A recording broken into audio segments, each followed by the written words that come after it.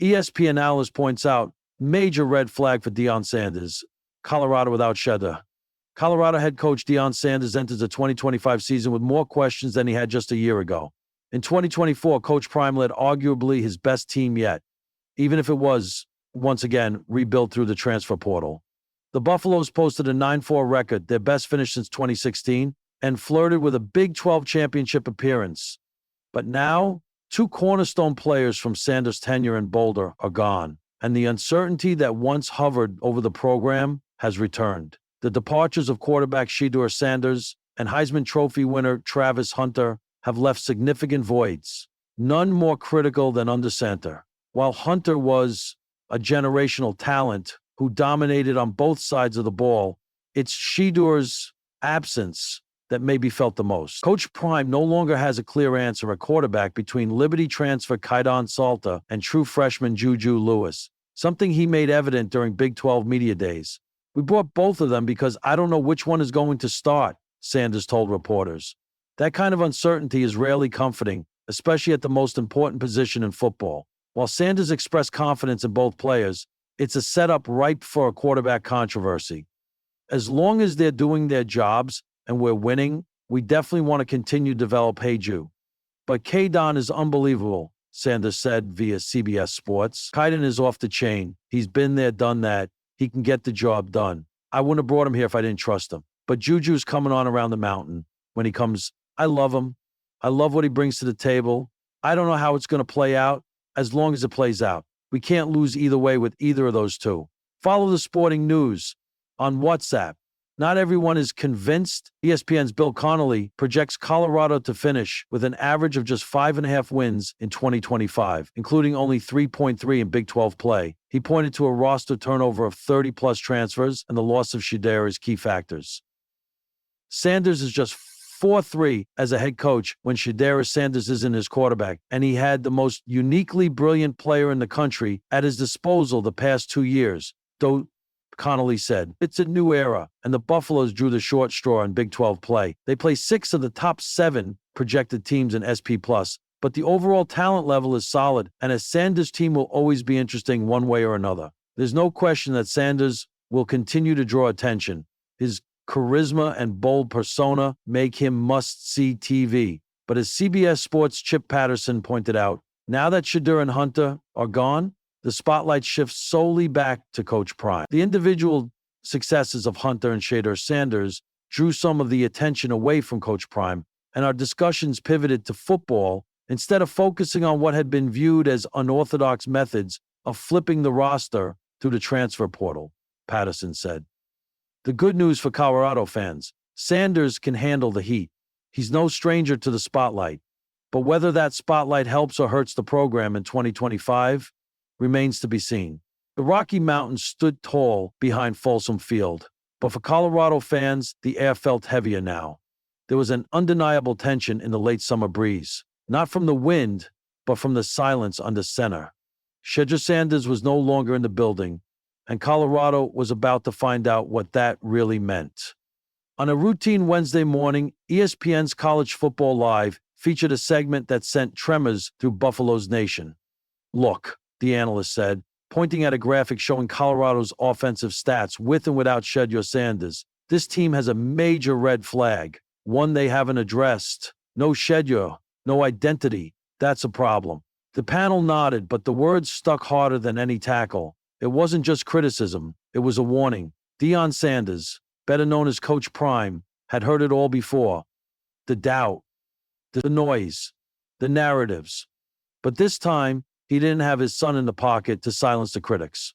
Shedeur had been the engine, poised, accurate, mobile, a leader by blood and by action. Now, he was preparing for Sundays. And Colorado? They were trying to figure out how to survive Saturdays.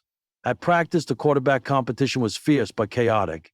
Young talent flashed brilliance one minute and made freshman mistakes the next. Timing was off. The ball didn't leave the hand with the same command. The receiver seemed a step too early or a step too late. And Coach Prime knew it. We're not just replacing a quarterback, he told his coaching staff in a closed-door meeting. We're replacing a field general, a heartbeat, a man who knew how to win even when everything was stacked against him. The film didn't lie. Last season, when the offensive line crumbled, Shedeur stood tall. When the play broke down, he created. When games looked lost, he gave them hope. Now, hope needed a new name. Back on ESPN, the analyst doubled down a week later. It's not about talent. It's about system, stability, and leadership. Without Shedeur, Deion has to prove he's not just building a show, he's building a program.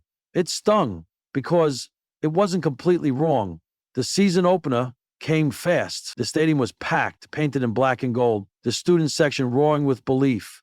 But on the field, reality unfolded like a slow leak. The new quarterback, talented, yes, missed easy throws. The offensive line, still a work in progress, couldn't hold the pocket for more than 3 seconds. Receivers were open, but the ball wasn't on time. By halftime, the Buffaloes trailed 21-7. Coach Prime walked into the locker room not angry, but focused.